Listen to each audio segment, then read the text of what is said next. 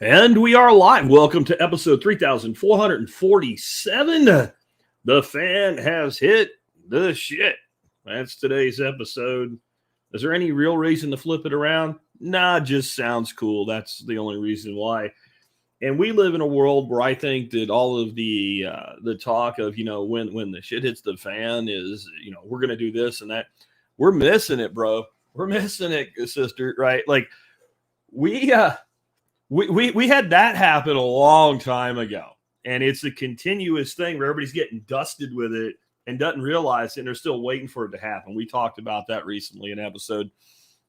We are out of the gate about 5 minutes early today. I expect this to be a huge turnout for the live stream because no matter how much I preach solutions, what people seem to really want to hear about is all the problems. So we are going to dig into some of the problems today. Our lead story is going to be a interview by Tucker Carlson and not the one with Putin, though we're going to talk about that too. Now, this is an interview he did a few weeks ago. I think it was right before he went to Russia, and it was with an insider from the pharmaceutical industry. Now, what I think many people didn't realize in that interview is he'd interviewed that man before. Yes, that man worked heavily with Big Pharma, but he also worked heavily with Big Food, and he was on more of the lobbying side and kind of the private lobbying side. People don't realize that's a thing. That's where you go out and you get groups, like the NAACP, to come out and say something like, if you say anything negative about people drinking soda being unhealthy, then that's racist. And they just pay these organizations to do this. Well, he did that interview. That was about 2 years ago, I think, maybe a year and a half. He was just back on again. He was talking about the pharmaceutical industry directly and specifically about Ozempic. But I'm going to tell you that it's much deeper than that. So there's 4 things. There's like 40 things in that video that if you watch the whole thing, your brain should want to come out of your eyes. But there's 4 things that I picked out to cover with you today that every American should just be completely outraged by. But most aren't, because if you're eating this crap, you're all lulled into like compliance. How about the fact that pharma does exactly what I said? And I must have gotten, I bet, 50 emails. Jack, it's what you've been saying the whole time. Pharma spends about 50% of all spend on television ads. 50%. Half of all advertising revenue for pharma. Not to get you to buy dope, no, to control the media. How about 10% of all food stamps? You know what they cover? Soda. 10% of EBT covers the purchase of sugar water. We're going to talk about this in depth today. How about this? The plan for any obese teen now, according to the American Academy of Pediatrics, is to put them on Ozempic for life. You take a 15-year-old who's fat and put him on Ozempic for the rest of his life, however long it may be, at $1,200 a month, about $20,000 a year in expense. Don't worry, I'm sure the cost will come down with economy of scale when we get into trillion-dollar territory, because that's the forecast for revenue. And it's all in the United States because nobody around the world is doing what we're doing with this drug because they're not as stupid as we are. If your blood's not boiling yet, how about this statement? Nothing is more profitable to the drug companies than a chronically sick child. Someone you can put on a drug at that age and keep them on it for 70 years if they stay alive that long. That is how the number crunching is being done. We're going to stick with Tucker, though, on the Putin interview. I'm going to go very short on the Putin interview because it was very long in of itself. But I'm going to tell you why the Putin interview probably won't wake up as many people as it should, and how sad that is, and why that is. And it has to do with like the first 30 minutes of the thing being like an encyclopedia of knowledge spewing from Putin of how did we get here, starting from the foundation of Russia in the 7th century, 800 AD timeline, up till now. And why that doesn't work with people in America, and how sad that is, and why it should, and why it won't. We're also going to, I think a lot of people think that I am some sort of fan of Putin or something. I'm not. But I want to point out, just for those special children that don't understand, that you can say, hey, there's a valid opinion on this side of the argument. That doesn't mean you're all in for that person. Putin lied. He lied in that argument. I'm going to actually tell you something I heard Dennis Prager say on the radio while I was going to pick up my grandkids that he said was a lie from Putin that I don't think was a lie. But I'm going to tell you a flat out lie. And it was a lie for some unknown reason. We don't know why this happened. I'll tell you why it happened. It's a bit, and I would have left it out too, probably, if I were him, but I wouldn't have lied about it. I would have just left it out because it's a big part of why we have a problem today with places like Ukraine and Russia. Anyway, a new report says 2/3 of all Canadians and Americans are in unaffordable housing. I'll explain what that means and what that means as far as danger to our economic system and our way of life. The president of the United States is now considered so mentally inept that he can't be prosecuted.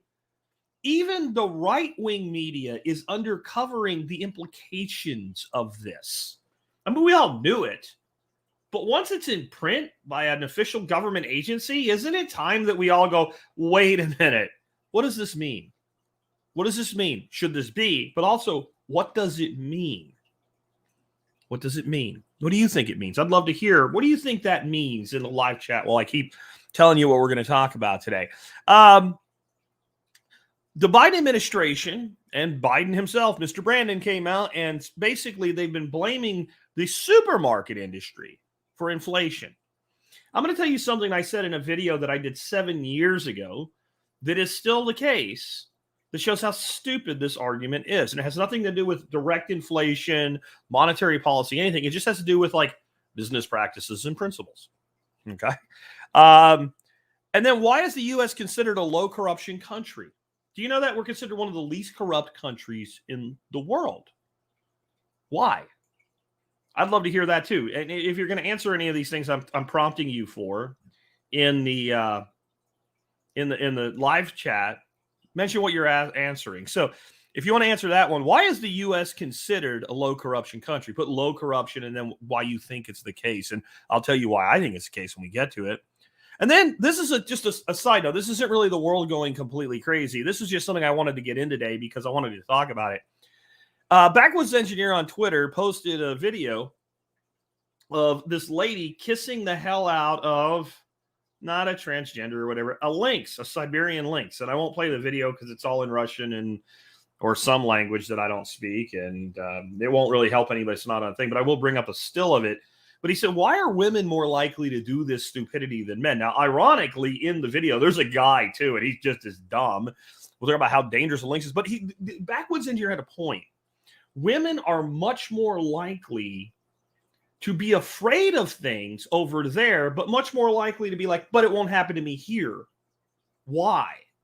And men do the same thing, just in a different way. We're going to talk about that because I think it's important to understand why people do dumb things. And because at some point you might be going like, wait a minute, self, is this stupid?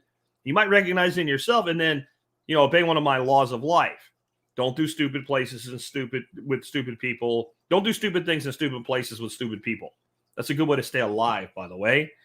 Then we're going to talk about, real quick toward the end, I want to give you some solutions. I want to trick you and make you hear some. You show up for the fire and the brimstone, but I'm going to give you the fire extinguisher. We're going to start out with what James Howard Kunstler, well-known author, writes a lot of apocalyptic future-looking fiction, calls too much magic. James was actually on this show, go back 8 years or so. And we're going to talk about what too much magic is, but what the real solution is. It's not magic at all. It's nature. And we're going to end with how all solutions are about creating abundance.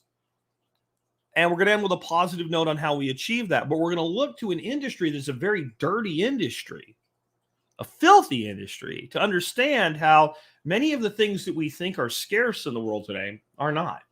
So that's what we have on docket today. That's a hell of an agenda. So let's get into it. So let's start off, though. Let's pay some bills and take care of our sponsors. Sponsor today, number one today, is knifekits.com. Knifekits.com today is the oldest continuous sponsor that we've had. Knifekits.com came on board when I first started being willing to take money from sponsors in 2009. They are still a sponsor. They have never even hinted at not being a sponsor. They pay their bills on time all of the time. And that's a long time in the world of podcasting, 2009 to 2024, if you want to do the math and figure that out. It's almost 15 years now. In fact, I think their 15-year anniversary will be in March or April of this year. That is forever in a day in the world of podcasting. So they support us, support them back. They have all the cool stuff you need to learn how to make knives, whether you're a master bladesmith or just getting started. They also have stuff like to make leather sheaths, Kydex holsters, all kinds of cool stuff. Check them out today. And they also do a discount for MSB members. So if you're a member, and you should be, when you go to order from Knife Kits or any of our sponsors, check, because most of them do have a discount for you, along with like a bunch of other companies. How about Start9 Sovereign Computing with their embassy servers? Guys, I'm telling you, you can change your digital footprint and future with Start9. I know it sounds complicated. I won't be able to do it all. Hey, look into what you can do with it. You can do things like run end-to-end encrypted messaging for yourself, your family, your community. I'm talking military-grade shit that nobody can break. In fact, they'd have to find it before they can break it, and they can only find it if you let them in. I'm talking about being able to access everything that you want to access, your personal files, from anywhere in the world over encrypted Tor connections. I'm talking about, like, this stuff sounds like Jason Bourne level shit. It's not, and it doesn't require anywhere near that level of sophistication. Can you install apps on your phone and use them? If you answered yes to that, you can use a Start9 Embassy server. So check them out today and take back your tech from the big technology firms. All right, so let's start digging into this. I want to start off with this video. And I have to say, it's been a long time since something came out and I got as many, hey, Jack, listen to this. You've been saying this forever responses. It was at least 50. It might be more. They start to blur together when you get the same email from different people over and over again. But we have a pharmaceutical insider that Tucker Carlson brought back on his show specifically to talk about Ozempic. Now, before I show you some of the things that are said in this video, and I'm going to show you, and if you're on the audio, you'll be able to hear the audio of it as I play it for the live stream audience and the post-production video audience as well. You just won't see it. But this, again, this dude's been on before, and they're coming on here to talk about Ozempic. I cannot remember the name of the miniseries, but there is a miniseries that is on Netflix. And it is about what Purdue Pharma did with OxyContin. And if you have not seen that, you should watch it. And the reason I think many people that are like all into this type of stuff haven't is because, well, that's yesterday. That happened. It's done. It was dealt with. It's over. It's not. I mean, there's still plenty of Oxy being prescribed, even though Purdue Pharma got peeled back to almost nothing. But the bigger thing is, what do I always teach you? What is the number one thing that I try to teach out of all the things that I try to teach when it comes to how to think, not what to think? Remember, that's not the networks, the government, the scientific authority bodies, which should not be authority over anything, etc. All of those people tell you what to think. I talk about how to think.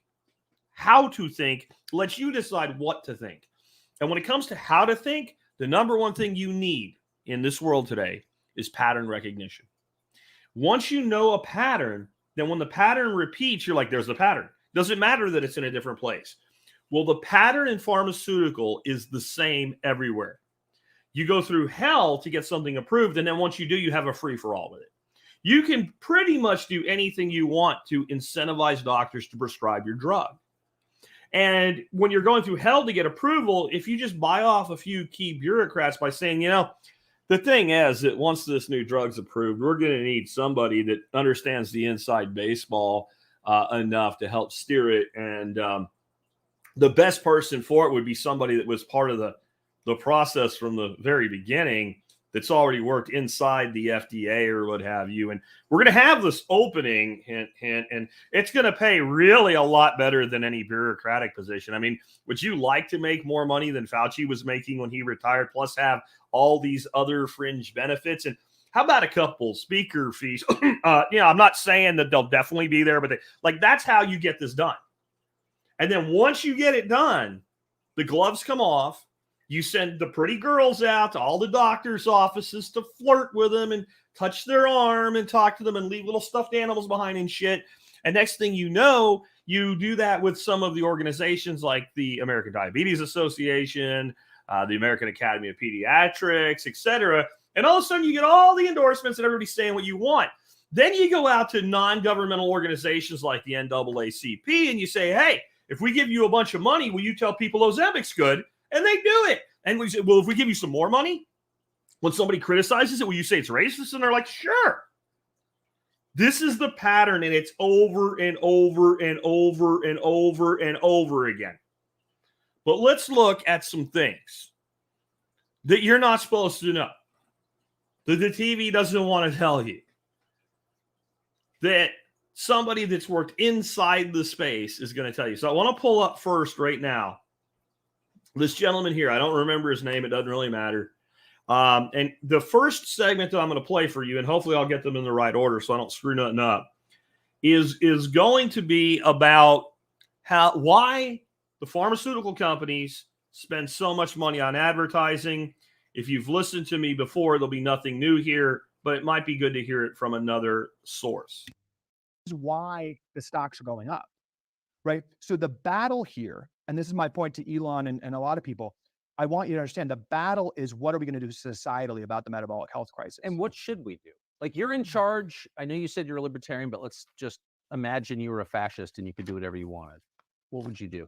It's not what I think the president can do numerous things tomorrow that will I think one of the biggest lies we're being told is this can be turned around quickly. We did not have a metabolic health crisis a generation ago, and we can turn this around very quick. I don't think the American people are mass suicidal, frankly, which is what we're acting. We have an addiction crisis. I can give you a couple right now. The president tomorrow can tell the FDA that the U.S. can no longer be the only country in the world that allows pharma ads on TV news, which isn't to influence the consumers, it's to influence the news. Pharma buys off the news, and the FDA can issue an order tomorrow saying that that's no longer the case, that we can't have pharma spending on TV news. That is an executive decision. It can be issued tomorrow, and it would totally undercut the ability of the pharmaceutical industry to control our information. Food stamps, the ag bill. So you think that pharma? I'm sorry. Yeah, you're throwing so. Yeah. For my aging pizza-addled brain, it's hard to keep up. But you're saying that pharma buys TV spots not to convince people to ask for specific drugs from their physicians, but to subvert the news business? This is an open secret working for pharma. I never even thought of that. This is an open secret. The kind of silly ads you see between the news breaks, the points of that is not, it's marginally to impact the customer, but the pharma's already got that. They've already bought off the doctors. They're good on that. No, this is an open secret. The news ad spending from pharma is a public relation lobbying tactic, essentially, to buy off the news. The news is they're not investigating pharma. I've noticed. The news has become basically a referee that you were a terrible anti-science Luddite for asking why, the shots that we require our kids to get that fundamentally by their own advertising change the immune system of that child for life, why it's gone from 20 to 70. To even ask that question, the news referees that and calls you anti-science when the two largest vaccine makers in the country are literally criminal enterprises. GlaxoSmithKline and Merck, in the past 5 years, has settled two of the largest criminal penalties in American corporate history. All right. So again, if you've been listening to me for any length of time, you're like, okay, Jack says that all the time. I do think it's important, though, to hear it from, industry insiders that actually say, yes, this is really happening. I think it makes it more real for people. But it amazes me. Now, I don't know if Tucker really doesn't pay enough attention to what's going on in his own space to have noticed this.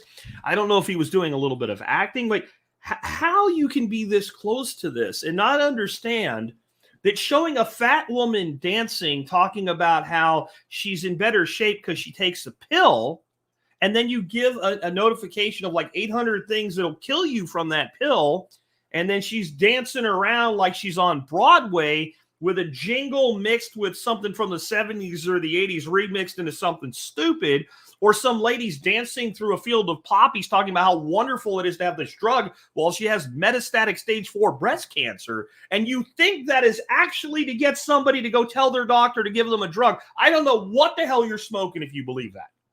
I can't imagine. I never thought of it before. Are you playing the full Tucker? I don't know. But I mean, it's the only answer that I came up with when these commercials started about 20 years ago. And they really ramped up about 15. And then they went kind of parabolic about 10 years ago.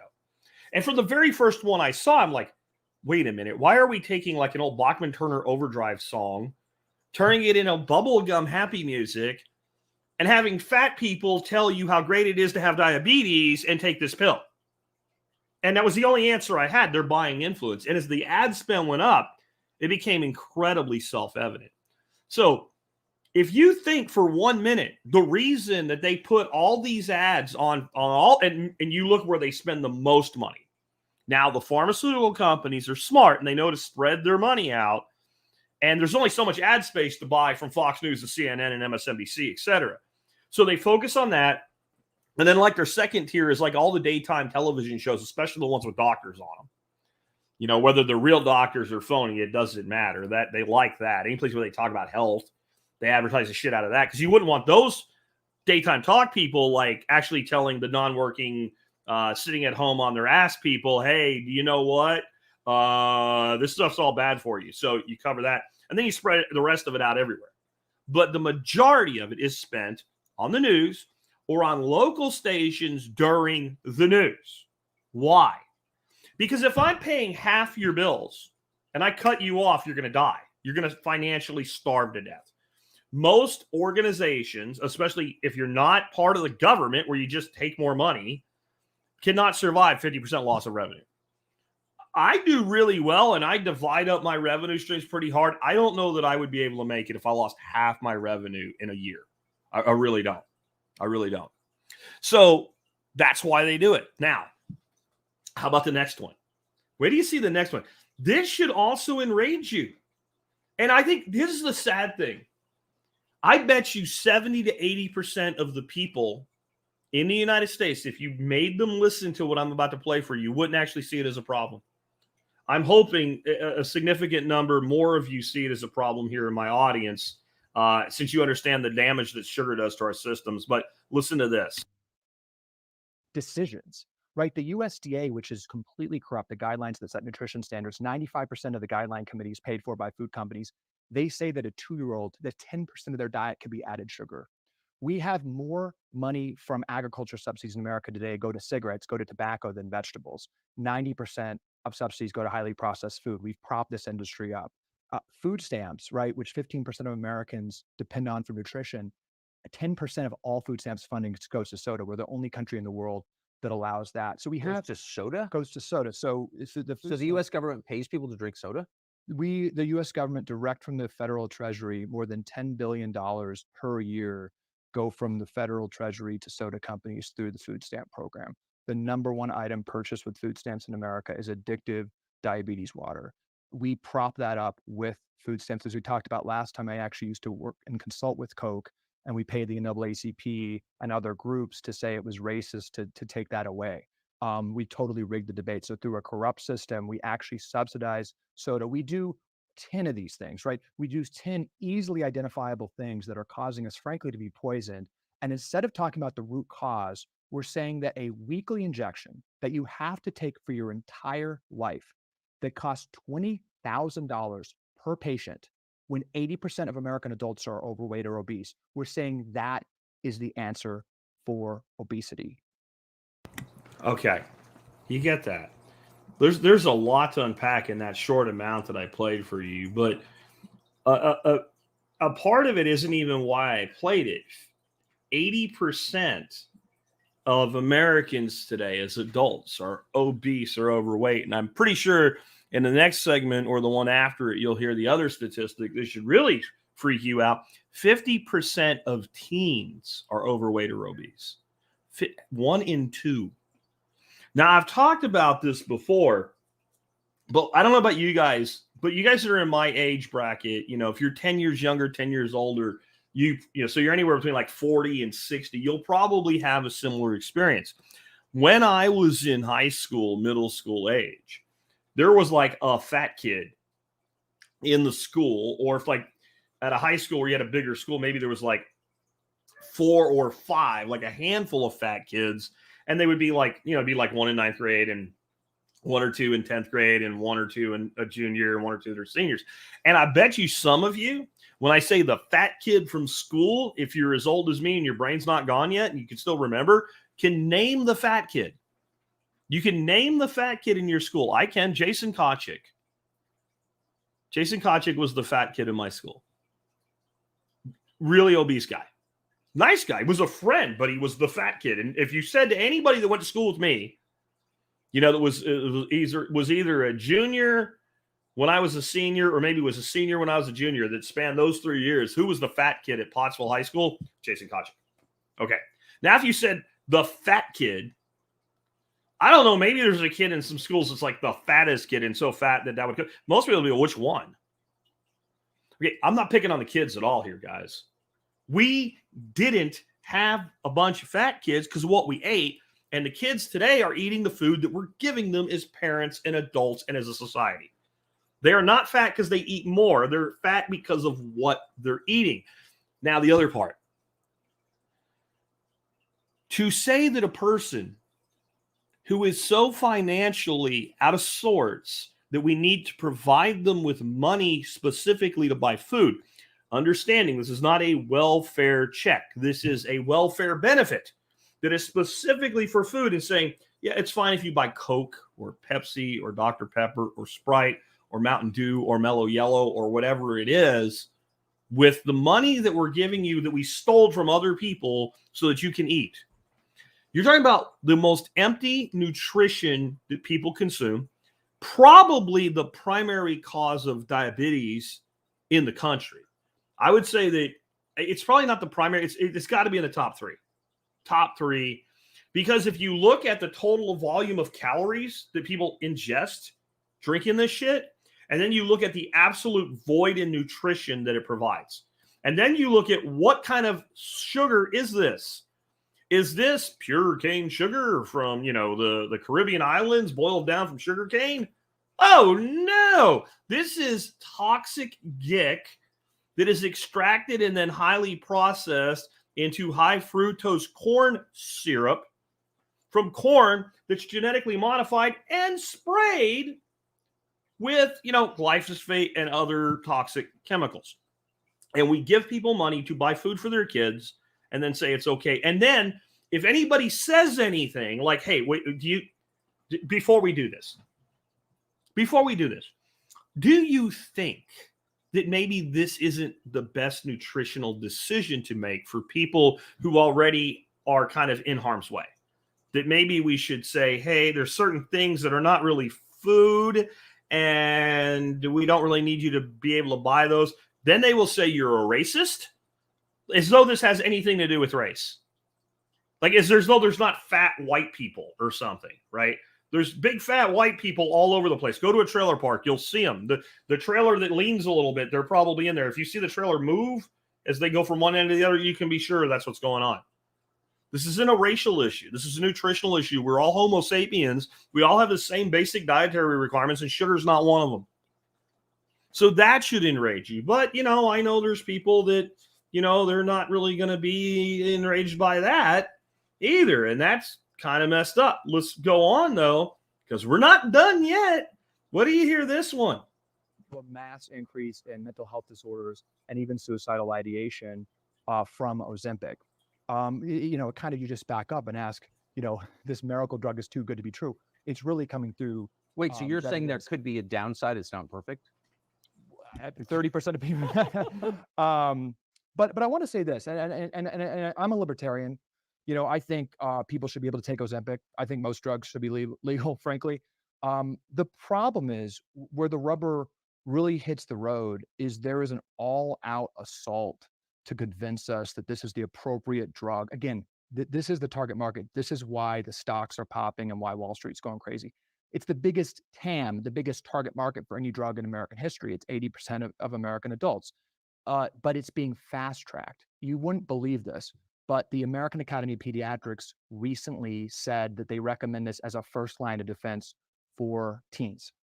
And the study basing that decision for the American Academy of Pediatrics to say that every obese or overweight teen, which is 50%, should take this drug, was a 68-week study.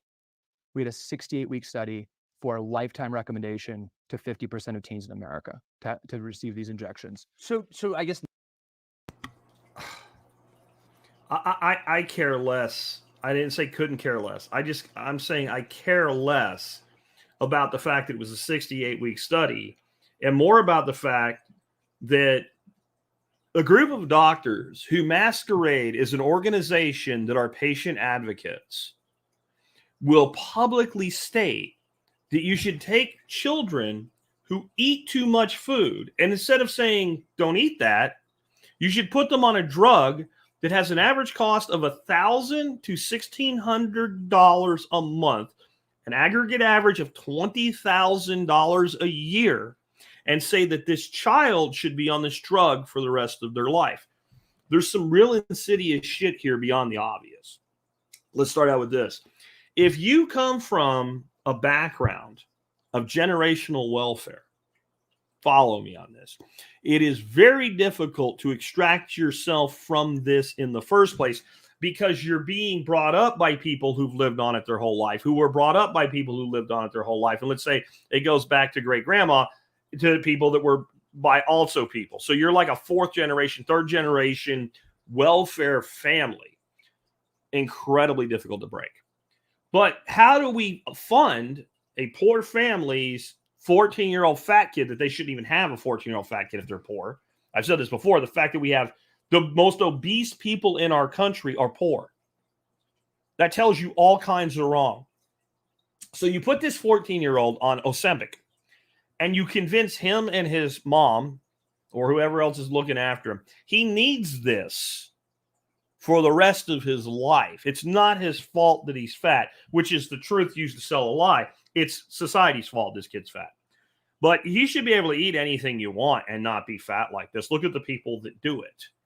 There's like 20% of people left that apparently do that. Most of them probably don't eat this garbage, and that's why they're not fat. But he's going to need this. Now, this kid hits 18, 19 years old and old enough to kind of go out on their own. How do they afford a drug that's $1,200 a month if the government's not paying for it? Well, they just let the government continue to pay for it. So this is yet another thing in the antlion trap of don't get out of welfare. Do you see how that folds back into itself? So this is also a way to keep people on welfare forever. The drug company doesn't care who pays the bill for 20 grand a year. The drug company doesn't care. The government's giving them like $7 grand a year for $20,000 worth of drugs a year because they have literally like a quarter into making a vial. You see how this all works. But now let's look at the surface level issue, which is the one that should make your brain want to explode. If you check your blood pressure when you hear this and it doesn't go up, then you need to see if there's something wrong in your brain. We have doctors recommending that a fat kid, in lieu of changing their diet, go on a drug for 50, 60, 70, 80 years. This is $1,000 a month. With a straight face, looking you dead in the eye and telling you it's okay. And the brainwashing machine being so powerful that when they get done with their drug reps and their marketing campaigns and buying off doctors, most of the doctors making that prescription really think they're doing the right thing for their patient. There's two ways those doctors fall, and it's important to understand both of them. They're doctors that are so easily pushed in that direction, they're like, yeah, this is what to do. That's what the book says. It's what I went to school to learn how to do. It's what the industry says. It's what the study says. It's what the ADA says. It's what the American Academy of Pediatrics, the AAP, says. It's what everybody says, so I should do it. Then there's doctors that go, yeah, this is really wrong, but they don't trust their patient to make a lifestyle change, and they say, well, it's better than just letting them live the way they are without medication because they're not going to do what I tell them to anyway, and at least now I can make my BMW payments and my Porsche payments and buy my membership at the country club and send my daughter to Stanford. It's one or the other because there really isn't a person smart enough to be a doctor to actually get through. I mean, there may be soon. We do enough DEI. God knows what will end up with the stupid people. Like, are we heading to idiocracy where the doctor's like, Yo, Scro, don't worry. A lot of people that are retarded live really productive lives. I have an ex-girlfriend that's retarded. She's a pilot now. Like, are we headed to that? Maybe.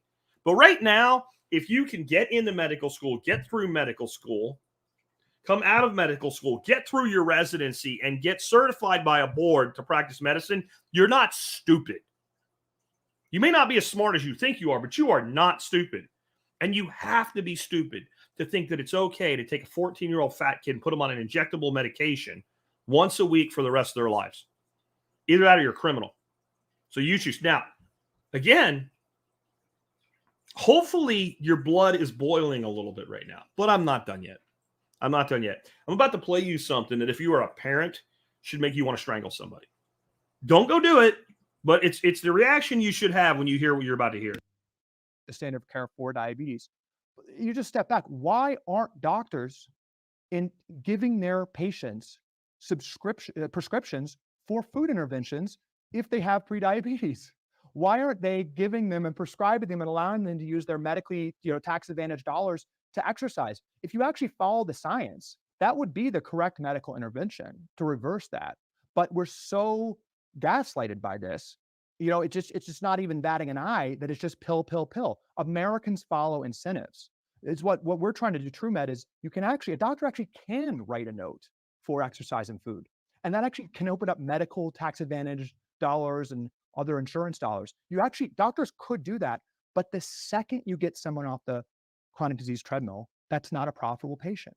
There's nothing more profitable for the pharmaceutical industry than, frankly, a sick kid. You imagine a kid with prediabetes, inevitably they're obese, inevitably they have hypertension, inevitably they have heart issues.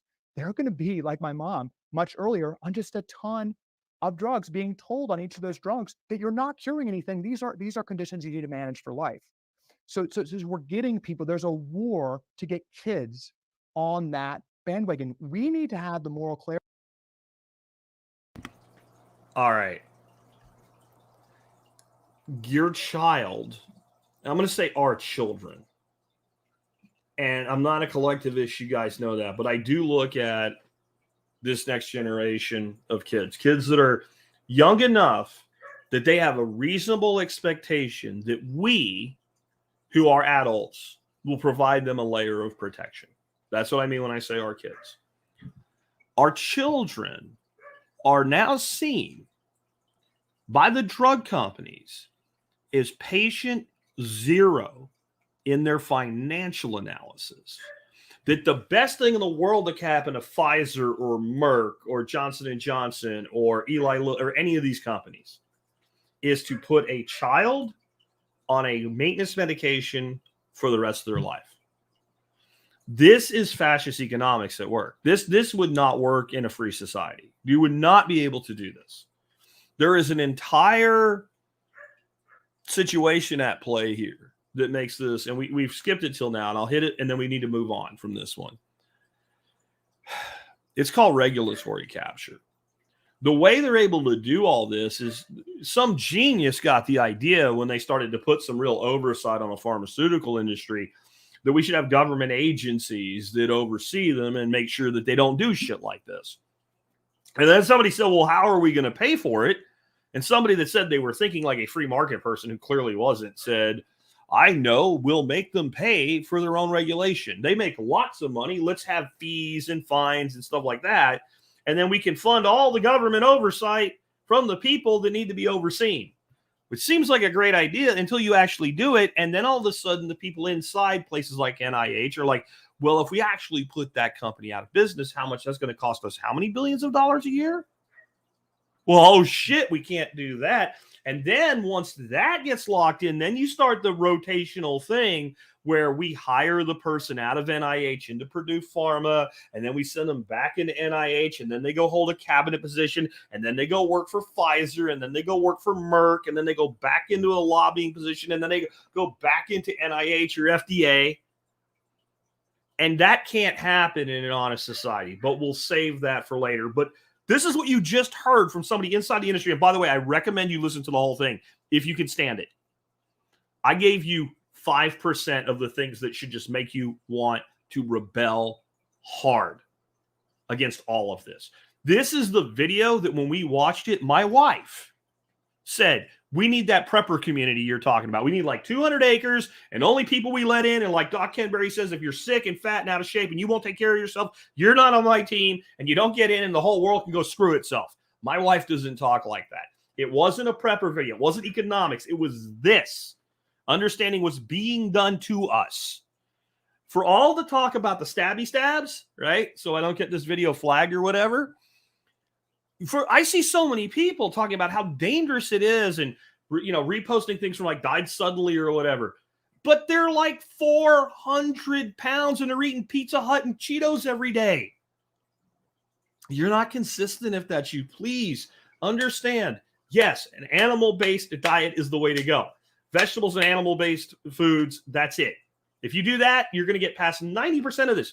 Pretty much, though, to the exact opposite of everything the government says. And you'll be better off with some common sense. They also say look both ways before you cross the street. You should keep doing that. So without that level of stupidity, if the government says use seed oils instead of animal fats, use animal fats, right? If the government says, hey, high fructose corn syrup is fine in moderation, you should hear, hey, heroin is fine in moderation, as though anybody has the willpower to use heroin regularly, intravenously in moderation. You don't. You don't.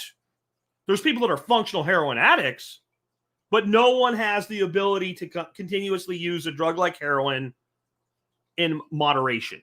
And no one has the ability to continuously consume high fructose corn syrup in moderation, especially in combination with artificial fats. So there you go. Let's move on. Let's talk about the Putin interview. I'm not going to be bringing anything up on screen for this one, but I wanted to hit this because there's something no one's saying. There are some people kind of making fun and there are people that are more like in our world that are doing this, like Bitcoiners and stuff. Like, well, when did Bitcoin start? Well, see, back, and they go back into like, there used to be an abacus, and then it just kind of trails off and making a joke of how Putin went back to the Kiev Rus and all the way back into the 800 AD period to explain the entire history of Russia. It's like the first 30 minutes of the interview. And I think it's very valuable, but I kind of wish it wasn't there. I think what Tucker needs to do is break this interview up into 10 to 15-minute bites and publish those bites so that people can take bites of it, because it is a hard interview to watch all the way through. I did because it's important. I realized something about 15 minutes into it, though, when I was getting frustrated. Tucker was getting frustrated. I'm sorry. He said something like, I don't understand what that has to do with the question I asked you. And Putin's like, if you wait, you'll understand. I know it seems boring, but when I listened to the whole thing and I really took it in, it is a very thoughtful presentation. You don't have to agree with it to see it as thoughtful. Okay? In other words, you're asking me a question with complete ignorance of the history of this part of Europe and Asia and how everything got to where it is and how old the tensions are and where the tensions are and how they came about and whether or not you agree with my conclusion. If you're going to understand it, you need to know this. That is being thoughtful. And this is why it will fall on deaf ears with the American public in general. Because the American public is not thoughtful, and because your government has done everything that it can to ensure that you're not thoughtful. And so that what you want to do is pick up the right foam finger with the number 1 on it and wave it. That's like the incentive. Like the guy that we just listened to from the pharma industry said Americans follow incentives. That's the incentive they have created for you. Pick a team, put your foam finger up, and never put it down. Yep, we're number 1. We're number 1. I don't care if you're a liberal. They don't care if you're a conservative. Just, God forbid, don't be a free independent thinker. That's the worst thing you can do as far as they're concerned. So when somebody brings a very thoughtful, not even an argument, a thoughtful explanation, this is how we got to where we are, most people do not wish to hear it. And even if they try to listen, you'll find them turning themselves off of it. Like they're not really paying attention anymore. And so I think that in some levels, that interview was a failure for Putin, not so much for Tucker because of that. And, you know, like, am I sad about that? Not really. I'm sad that my country is that stupid, right? And I'm not saying you should agree with everything the man said. But I'm saying if you can't look at that, listen to that. And first of all, I would like to ask you a question here. If you said to any living person who has served as president of the United States, so we've got Carter, Reagan's gone, Bush 2's gone, Carter, Clinton, Bush 2, Obama, Trump, Biden are still alive, right? Is that right? Okay. Let's resurrect Reagan and Bush 1. Let's say from everybody from Jimmy Carter to Joe Biden is alive. And let's say unlike Biden and unlike probably Carter at this point, and Carter you can forgive, dude's 99 years old, right? Has their faculties fully as they did when they were serving. And you said, explain the history of the United States for me, beginning in 1492, and how this country was settled and formed to today. Do you think one of them could have given you the explanation that Putin was able to give that goes back like another almost 800 years? Do you think one of them could have done it? I don't think if you put them all in a room together, they could collectively give you that history of the United States over a much shorter period. So that alone impresses me. But Putin lied in that interview. I only heard Vivek being able to do that, says Transylvania Farm. I think Vivek Ramaswamy, I don't know if it would be as detailed, but I think he probably knows more. And that's why he didn't get the votes. And that's why people that supported Vivek are like, I don't understand why he did so poorly. Because it doesn't work. We work with Hector Macho Camacho, right? Hector Mountain Dew Macho Camacho from Idiocracy. Woo, number one. Not sure who's going to fix it all. Let's go. Woohoo! That's America. We've become that. Mainly because of the shit. That's why we started with what we did. When you deprive people of real nutrition and you give them a screwed up education on top of it for multiple generations, this is what you get. This is what you get. All these, Vivek is a plant. Go away. Go away. Stop your stupid shit. Not everything's a plant. Not everything's a freaking conspiracy. Sometimes people just say what they think. Sometimes that just happens. He's a plant. A plant to do what? To lose? Good. He did that. He could have just been fat Krispy Kreme Christie and done the same thing. Let it go, guys. Not everything you need to latch onto like a conspiracy. That's also all of this manipulation infiltrating your brain. And even if he is, so what? Who cares? Who gives a shit? He lost. He's not going to ever be probably elected to anything. So why do you care? Because you have to find this one thing to grab onto instead of understanding what's being done to you. So I'm worried about stupid shit. The other stupid shit I saw recently, this is an aside here. Didn't plan on talking about today. I put up this video.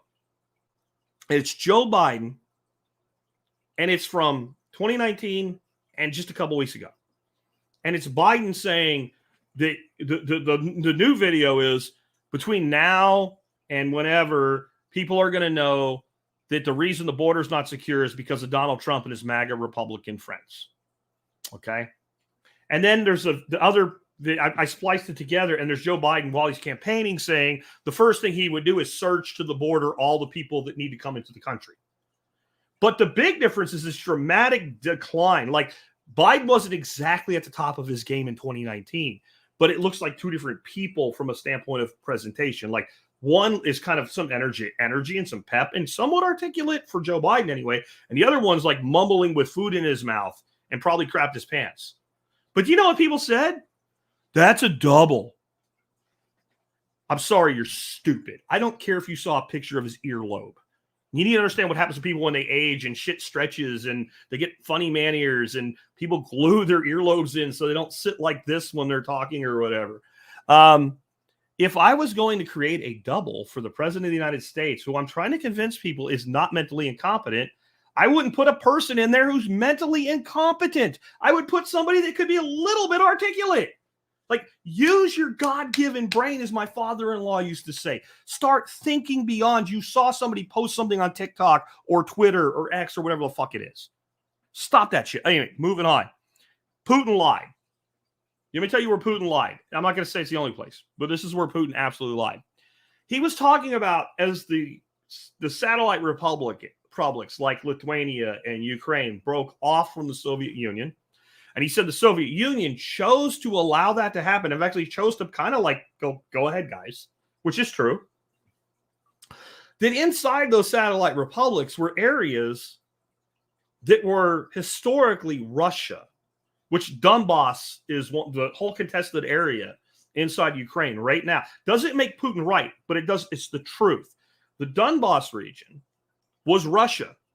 And when Ukraine was formed by the Soviet Union, when it was taken in, the Ukrainian border was extended into Russia so that part of Ukraine actually was Russia territory, like Russia proper.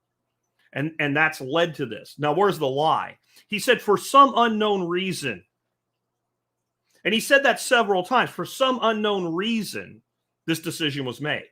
Go listen to it if you doubt me. It's not an unknown reason, and Putin knows full well what the reason was, because I do, and if I know it, he does. When that was done, the Russians decided we're going to take all these satellite republicans as part of our Soviet Union, and we're going to give them a certain amount of autonomy. We'll come back to that in a second. Being that the case, we'd like some loyalists in there, so they extended the borders into Russia proper, pushed that out into these new republics, so they had a base of ethnic Russians. And in the case of Ukraine, they also had a lot of ethnic Hungarians, quite a few ethnic Romanians, and quite a few ethnic Poles, because Ukraine wasn't a country. It was a region. I'm sorry if you don't like that. And my family's from fucking Ukraine, so go stick it up your ass unless you know for a fact that I'm wrong and you can show me where I'm wrong. Okay? So my family left this place turn of the last century, and then several other parts of our family left leading up to Holodomor, which was the starvation. So I have some historical familial knowledge of what's going on there. But that's why. So when Putin said for some unknown reason multiple, he was lying out of his face. So don't think that I can't point out when somebody's wrong because you think that I'm on their side. What is my side? I'll say this one more time because it doesn't really matter to what we're talking about today. My side in this Ukraine-Russia conflict is it's not our business. That's it. That's my entire position. And this is where people have because you're supposed to get the foam finger and pick a side. If I was pro-Putin, you could hate me, but you could understand it, right? And if I was pro-Ukraine, then you could love me and you could understand it. Or you could hate me and understand it. We've polarized. Pro-Putin, Russia's right. Pro-Ukraine, Zelensky's right. To say there's two people here, it's a deep, long, inborn conflict. It's about a line on a map, no matter what anybody else says. It's a line on a map that's been in question many times throughout history. It's not something we're going to fix. Us touching it will make it worse. We should stay out of it and let regional conflicts resolve themselves, as they always historically have. Then you don't know what to do with that. So what do people do? Well, the people who are pro-Ukraine, who want to just keep giving money to Zelensky so he can pay bureaucratic pensions, by the way, with it, say, tool of Putin. And the people that are pro-Russia are like, one of us. No. I'm anti-war. And no nation benefits from a protracted war, so I don't want to protract the war. See how simple that is? Real easy to understand. The Ukraine needs to figure out their own problems. Hey, Alabama says they don't need our money or anything else. No, they don't. Every dollar we give to Ukraine at this point probably kills at least one more Ukrainian young man. And now it's like old men. And by the way, Ukraine is now, Zelensky fired his top general for being too aggressive, which Zelensky made him be, because we wanted results for our money with the offensive that failed miserably and cost about 100,000 lives and about 200,000 injuries. Most of those injuries permanently incapacitating. And so now they put this new general in charge. He's going to switch to a defensive tactic, which there is no Russian offensive. So I guess they're going to stare at each other and fly drones at each other for a while. So this looks, and see, people get really weird about this because you think there is a Nazi problem in Ukraine, but I'm putting that on the shelf for this discussion. Ukraine right now looks a lot like Germany with like 18 to 12 months left in the war. Like anybody inside the apparatus that's not at the very top, that's not subject to manipulation and control, knows it's over, but they can't say it out loud. And so they keep regurgitating new strategies, new wonder weapons, whatever. It looks exactly like, I guarantee you, Hitler's top generals knew the war was lost. And to take the Nazi out of it, let's imagine that Germany was on the right side of the war. They weren't, but let's say they were. You're still lost. And that's where this is. Let's move on from there. This should scare you. It probably won't scare most people because they don't understand what it really means. New report out. 2/3 of Canadian and American renters are in unaffordable housing situations. I do have links to all this stuff in the show notes today. They'll be up on the audio side about 30 minutes after we end the live stream. If you're watching this live, the link is right down there in the video notes for you. People listening to it, just look up today's episode, 3447. You can find all the links. Anyway, but what this article basically says, the gist of it is about 2 out of 3 people that live in the United States or Canada, their rent or mortgage payment exceeds 30% of their income. It doesn't say that. You have to do math to get the number. It's a very interesting number. So what they said is anybody paying more than 30% of their income to housing expenses, and they base this on gross income, by the way, is in an unaffordable situation. Well, where does that come from? If I'm a landlord and you apply to rent a property from me, and I want to say no, because I don't think you can afford it, I have to do it with math. The government of both countries has come down with a number. I don't know if the United States has increased that number or Canada's invoked here, so maybe they're using the Canadian number. But the number in the United States used to be 25%. I remember from when I got my first, apartment here in Texas, and I had to fill out a traditional rental application instead of just knocking on a door and going, yeah, I can afford rent with cash. When I was a kid, that's how I rented my first place. When I got here, I had to do it, and it basically said, unless you make at least if this rent exceeds 25% of your gross income, which is dumb because I don't get my gross income, I get my net income, then you can't rent here. And I was like, geez, I don't want to spend $1 out of every $4 I make just on rent. How am I going to pay for electric and food and everything else? But that was the number that they said you had to hit. Well, either they raised that number to 30, but I did check. It's definitely 30 in Canada. So all these people that wrote this up did was say, well, this exceeds the government's limit for how much of your money you can spend. So that number is actually bigger. And if you want to put some numbers to it, a family that makes about $50,000 a year would end up with, of their gross income, about $3,000 a month to pay for everything else.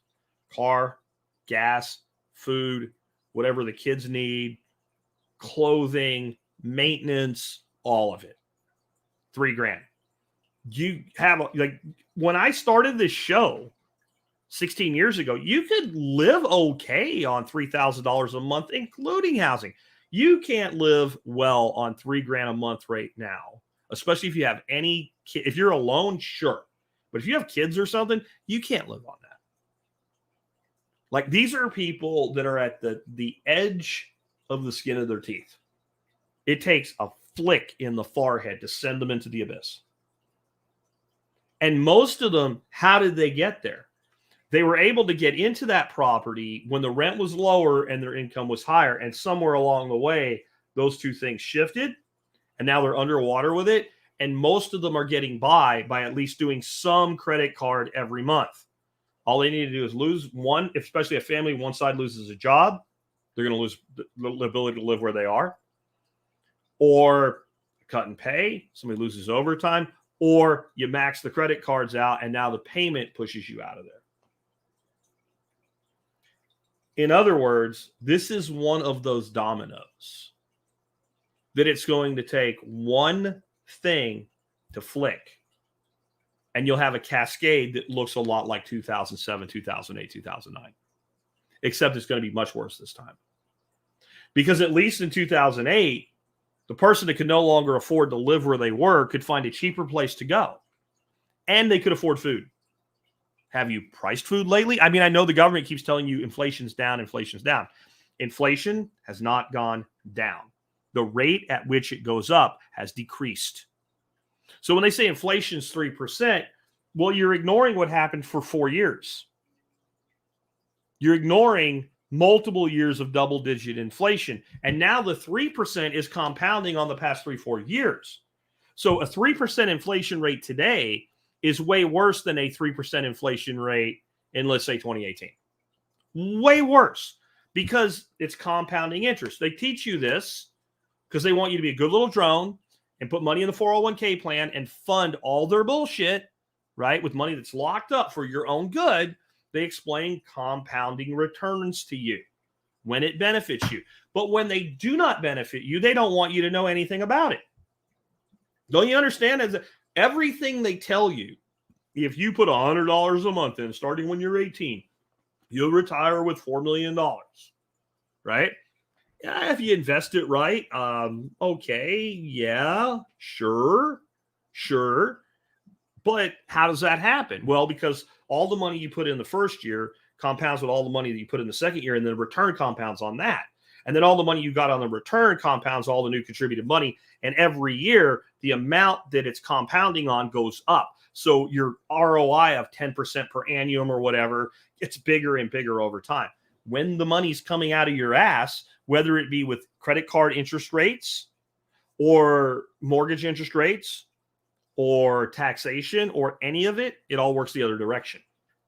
So we are in a very shitty situation right now economically in this country.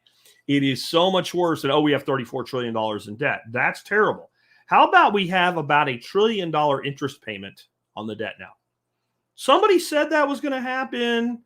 Somebody wrote a book, gave it away for free back about 2012, 2013, called The Real Truth About Money, and said in that book, by the early 2020s, our interest on the debt will exceed $1 trillion. And everybody said he was crazy. Don't know who he is. He probably farms ducks. Yeah. That's where we are now. We are going to spend more money on interest on the debt than we did for the Department of Defense. And the fact checkers say, well, the thing is, we're going to keep increasing the defense budget, so it's not exactly true. What could we do for the people of this country if we actually tried with $1 trillion a year? If it was actually put to really good use, like making housing more affordable, getting regulations out of the way and doing it in a way where we don't actually hurt the planet, feeding hungry people in a path towards self-sufficiency. Like, we could probably fix every problem that we have as well as can be done. I do not teach utopia thinking. I don't believe in utopia. I think we will always have problems. Even Jesus said the poor would always be with you, right? Right? That you will always have the poor among you. But we could create a society with that amount of money alone that anybody who wanted a better life could have a reasonable path to acquiring it very, very easily, honestly. But we won't, because that's not what we do, because we have a fiat system that results in fiat food, fiat education, fiat everything, peak fiat. That's where we're sitting at right now. This is where you think I'm going to go into a Bitcoin conversation. Not yet. Not yet. I know a couple of you wanted when you were calling for it when we started up today. Now, I want to talk about something else. Do you know that if you look at a global index for corruption, not so surprising, the two nations that will be on like the very high list of corruption would be Ukraine and Russia. Just saying. Very highly corrupt societies. But the United States, we rank very low in corruption. Well, how's that work? I mean, personally, I think just Chicago, Illinois might be one of the most corrupt major cities in the world. But how do we rank low in corruption? I'm going to tell you a story. Back when I used to work with Neil Franklin, guy out of Britain, really good entrepreneur, really wonderful guy, good friend, great partner. We built a bunch of stuff together. He turned me on to a lot of British television. And he turned me on to a thing. I think it was either Mitchell and Webb or Trigger Happy TV that this was on. I think it was Mitchell and Webb. And one of the skits was this guy from Holland or Netherlands or Amsterdam. It was Amsterdam. And he was a cop, and he was there with his gay cop lover guy in the car, and they're making a big joke out of it back when you could do that without being, flogged and canceled. And he said, we used to have a big problem with the drugs But now we legalized it and there is no problem, right? And I can't do the accent the way the guy could do it, right? They legalized the drugs, so now they don't have a drug problem anymore because they're legal. This is how corruption has been low, like really low in the United States.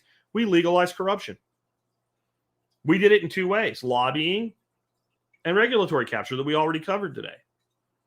When I can pick someone I want elected, get together all my billionaire friends if I'm a billionaire and say, let's do this thing. And they say, well, how do we buy influence with this person? Oh, we're going to form a super PAC. And if we want to run something they don't, then we just say it's from the super PAC. And if they want to be directly part of it, they can say they approved our message. But either way, we're going to be the one that gets them taken as a serious candidate and gets them elected. And when they want to get reelected, they'll need our money again. And all the billionaire friends, if they weren't familiar with this system, would be like, oh, whoa, wait a minute, Jack. You telling me we're going to buy influence with the president of the United States or a United States senator or the governor of a state or the district attorney of a state level DA, a federal process? Like we're going to buy that influence and we're not going to go to jail. And I'm like, yeah, guys, listen, we got it all worked out. We got laws passed by the people that we're going to buy influence from that say, as long as we do it this way, it's okay. Just think about that.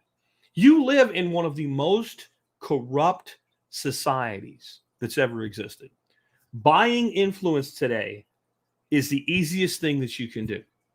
If you go back and you read Ross Perot's book from when he ran for president the second time, he talks about how the Japanese did this with trucks. So, obviously this is before they started building most trucks that are like Toyotas are built in the United States today. They actually used to build Japanese vehicles in Japan, though. I know that's crazy. They used to do that. And we have emission standards, and we have emission standards specifically for imported vehicles because domestic manufacturers don't want to be outcompeted with. It's funny now, the Chevys are built in Korea and the Toyotas are built in, like Louisiana, but whatever. And the Dodges are built in Mexico. It's crazy, isn't it? But what the Japanese did, and this was very smart of them, because we're the one with the corrupt system. You just work the system that's corrupt, right? Status jujitsu. The Japanese bribed, through political contributions to our senators and congressmen, they bribed them to regulate their small trucks, which was mostly what they imported at the time, as cars. Right? So the small trucks were regulated as cars. They got them regulated as trucks. It was a certain gross vehicle weight that, like, the little Toyotas were under that weight, so they were considered a car. So they got the federal government to say, no, they're not cars, they're trucks. The trucks had a higher emission standard. It made it cheaper to import the trucks by importing them as trucks versus cars. But they then manipulated the same people into saying, well, they're trucks when they're being shipped in for import purposes. But once they're on U.S. soil and rolling around, then we defer to what the states classify as a truck versus a car, and they turn back into cars. Oh, I'm sorry, they turn back into cars again. So they were able to basically work both sides of the system directly. And I screwed it up a little bit because it's so confusing, because it's so crazy. They were able to get the rating they wanted during import and after import, and they weren't the same thing. And they were able to get art. And what Perot says in this book, when he interviewed the lobbyists for the Japanese, because obviously the Japanese they hire people here in the States, like former congressmen, to do this for them. When he interviewed those lobbyists under conditions of anonymity, of course, they said that what the Japanese were most surprised by is how easy it was, how easy we sell out. Now, that's going back 35 years. You think anything's gotten better? Because if you do, I got some shit to sell you. One of them's a bridge. Let's move on. I'll bring this up. I'm not going to play it because, again, it would do no good for anybody that is not sitting here. I'm going to just to give you some scale, expand this. So this is some lady in some foreign country petting a lynx. And what the hell, I'll play a little bit of it so you can see her kissing on it and all. And then we'll come back and talk about the point of it. Потом наложишь, да? I love you.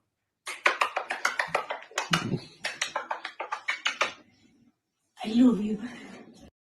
Okay, so for those who didn't see it, this is this lady. She loves the cat. She's kissing all over its face. It's playfully chewing on her face. But what made me actually pay attention to this wasn't the video of itself. The person that originally did it said it's all fun and games until the giant murder floof eats your face off and uses your corpse as a chew toy.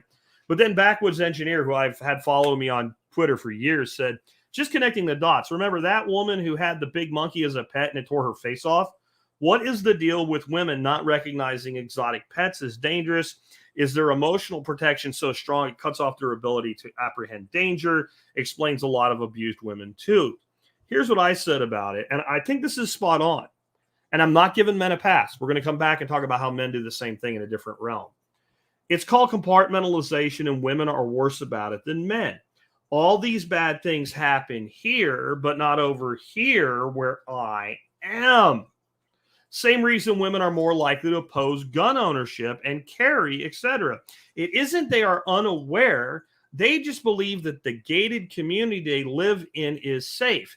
Be that gate real or a metaphor. It is really that simple. Men do it too, and they lower their testosterone level. And the lower their testosterone levels, the more they equalize with women. And what I'm talking about there about men equalizing with women is on the macro that we're talking about with things like having a tiger as a pet. That was the guy that built a whole empire on that. So men will do it too. And in that way, it is usually the soy boys, the low T men that do that. And we'll get to beating up men in a second. Let's talk about how women do this, though. And this is the common objection you hear from women that you don't hear from men. Well, we should get a gun, right? The man says we should get a gun in case somebody breaks in our house. And a woman will say something like that. Who would break into our house? If it's never happened and never happened to anybody she knows, it seems like a reasonable question. Well, why would this happen to us? Well, look at all the break-ins that were in our county. Yeah, but those people live over there.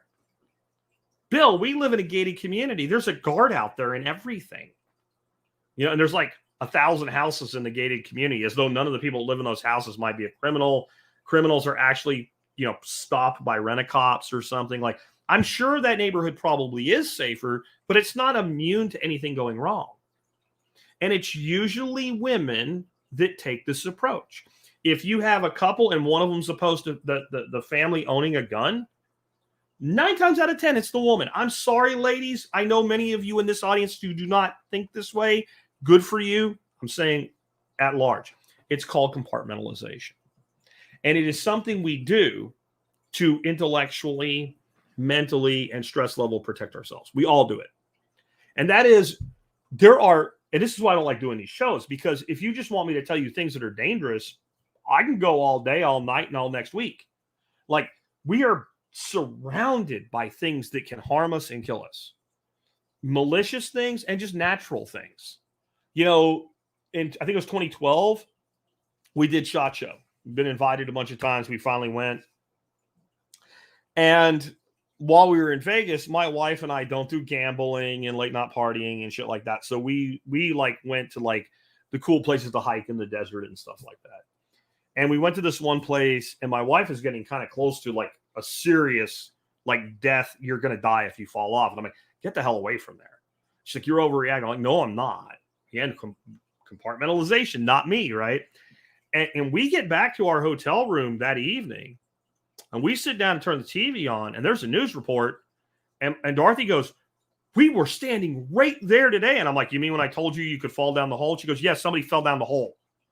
So somebody let that mindset, well, not me. This is a tourist place. I mean, surely they wouldn't let us in here if it was dangerous.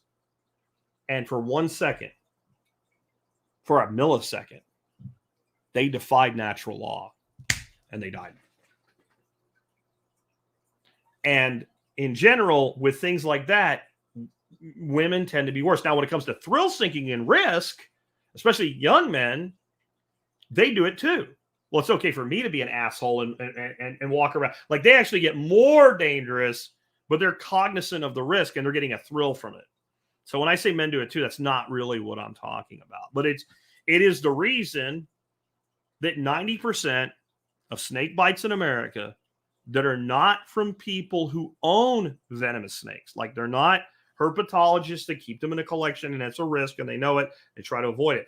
90% of people bit by venomous snakes in the United States that are bit, we say, in the wild, which might be your backyard, are young men age 15 to 35, and the primary place they are bit is the lower arms and the hand. Why? Because they fucked with the snake. If you get bit on the hand, anything short of you reached into a flower pot, it was in there and you didn't know it, you fucked with the snake. That's how you got bit on the hand. You fucked with it. So men do it too. But where do men do it way worse than women? Medically. That's why. That's where we compartmentalize. You should monitor your blood pressure. Well, not me. But if Bill has high blood, you're like, Bill, don't we do that too? So we just have this aspect in our lives. We just do it. We just manifest it in general by sex in different locations. But it's important to recognize that pattern, not so you can point out when somebody like this moron who's petting a lynx, right? Like, not just so you can say, oh, look how stupid this behavior is. And I've got the video with no sound up with it rolling through for people to look at, right? Like, so that you can see it in yourself when you're doing it. So when you think, well, I can keep, eating this way for a while longer, it'll be okay. I know this is killing people. I know that it's bad to eat seed oils, but this tastes really good and I need something to eat today. We do the same shit, guys. You got to start separating yourself from that type of behavior, because no good comes from that type of behavior. This is exactly an example of doing stupid things in stupid places with stupid people. Don't do that. All right, moving on. I want to talk real quick about our expectation to fix the problem. And it's all the problems that we talked about today are actually caused by our expectation of how the problem gets fixed. When I was listening to the interview that I led off with segments of from Tucker Carlson with the pharmaceutical guy, the one person who kept popping back in my head is a guy that I disagree with a lot, by the way. But I think he does some really good books, and I think some of his points are extremely valid. And of all things, I would hope that some of you have learned from me that you can learn from a person who you disagree with.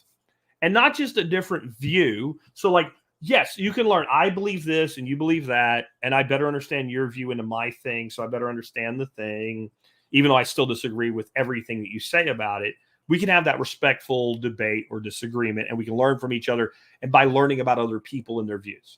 I don't mean that way. I mean, you can have a person that like 80% of what they say you think is bullshit, but the 20% of the rest may be things that you need to learn, even if you're right about the 80%. So one of the things, and there's actually one of his books is called this, that Kunstler talks about, is Too Much Magic. Now, he's an apocalyptic fellow. He believes that the prepper fiction world that so many of the books we read in this space are about is really going to happen. And it's inevitable. There is no way out of it. We will have economic, technological, every form of collapse known to man. And we will go back to living, where the most sophisticated people live like the Amish of today. Like, that's it. And I don't agree with that at all. But his reasoning is that we believe too much in magic. Now, he doesn't mean David Copperfield magic or, Gandalf the wizard, magic staffs or whatever. He means the belief in technology and science to fix all our problems is a form of magic because you believe in a thing that's not real. I think he's right about that. I think that most of the solutions to our problems are not something that we can fix with a new technology. If there's a technology, most of the solutions are in old technology. Here's the reality about nature. David Holmgren, I'm not going to quote him directly because I can't remember the exact quote, but said that we need to understand that nature is not, and David Holmgren is co-founder of permaculture, it is not just a benevolent mother, a spirit that provides for us. It's also a great destroyer. The same mother nature that provides the beautiful meadow that the deer live in, that you can go back with your spear and your atlatl and pretend to be a caveman, stab the deer and live a life as a hunter-gatherer. That same mother nature is responsible for the hurricane that kills you, okay? Or the forest fire that burns your village, if not you and your kids with it. Nature is harsh.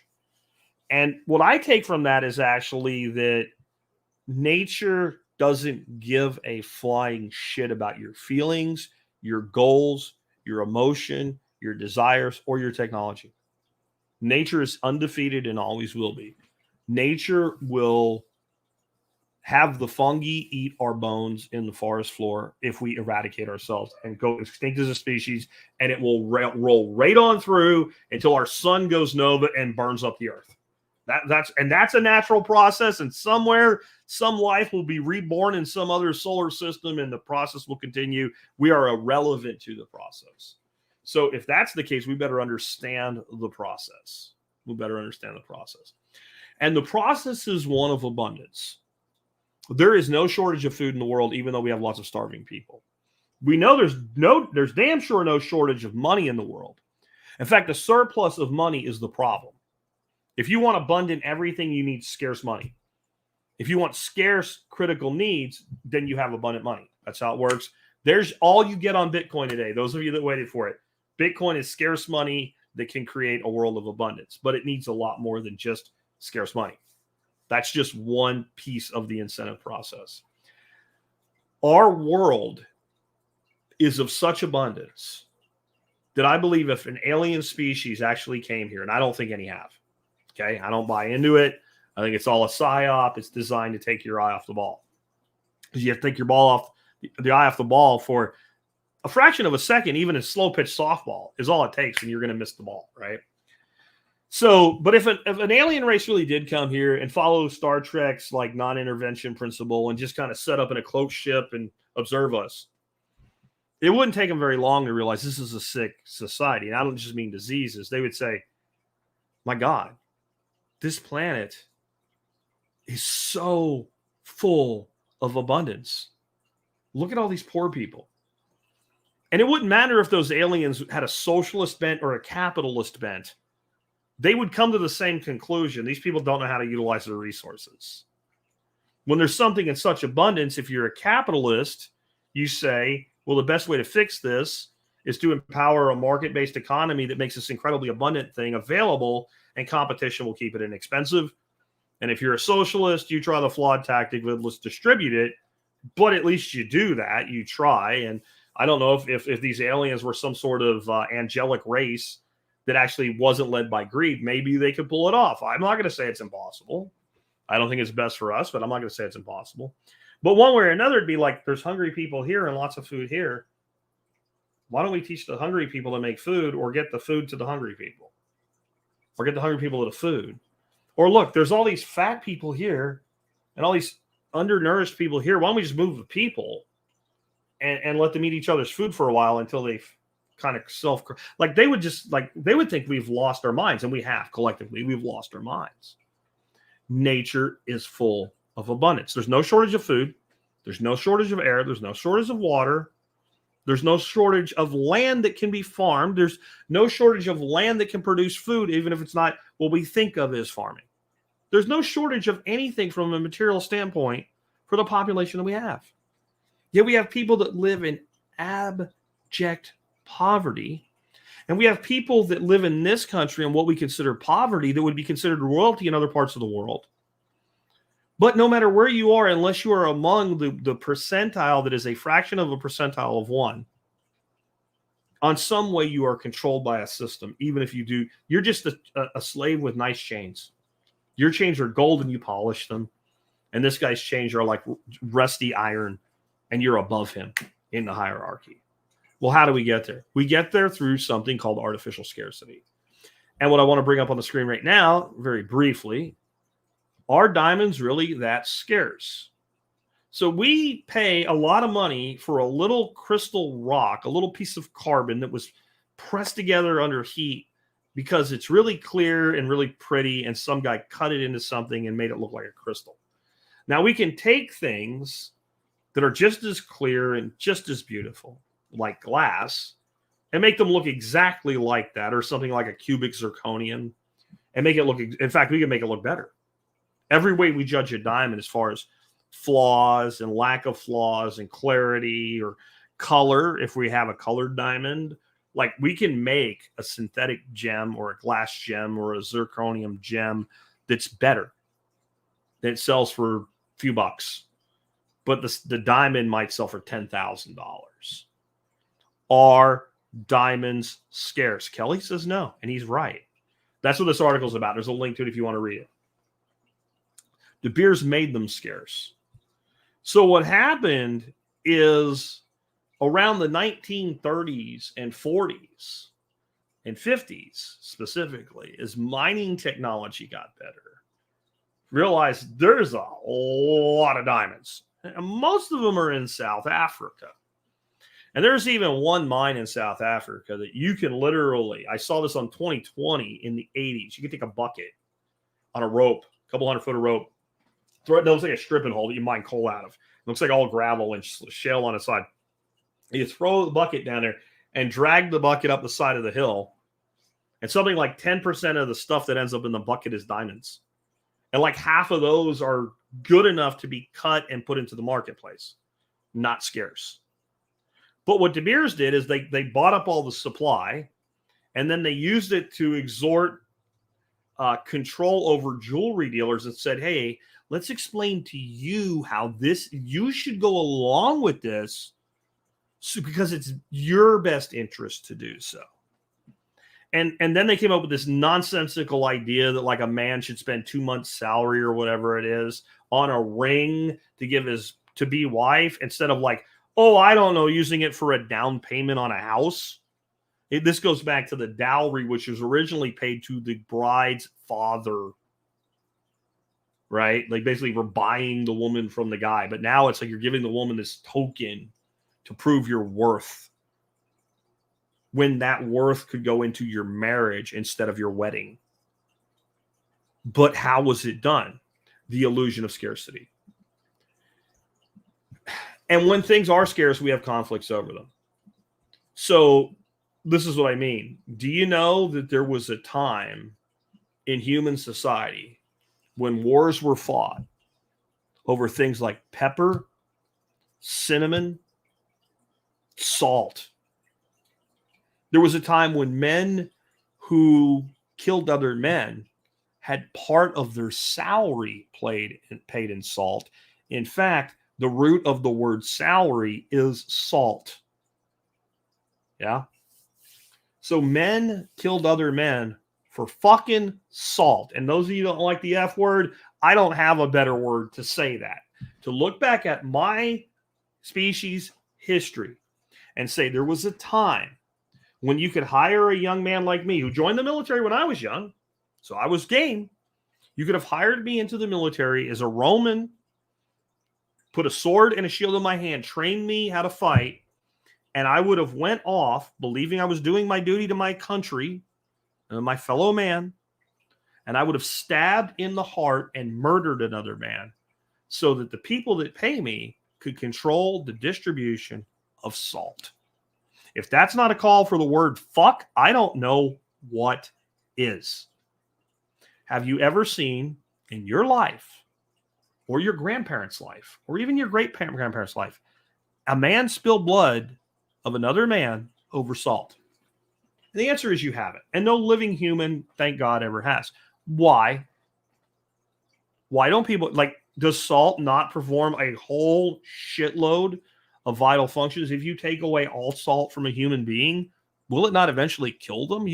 I know they don't eat too much salt. Again, whatever the government says, don't listen to it. Either do the opposite or at least make your own mind up, right? But if you had no salt, you'll die. Now, it's pretty hard to not get any salt.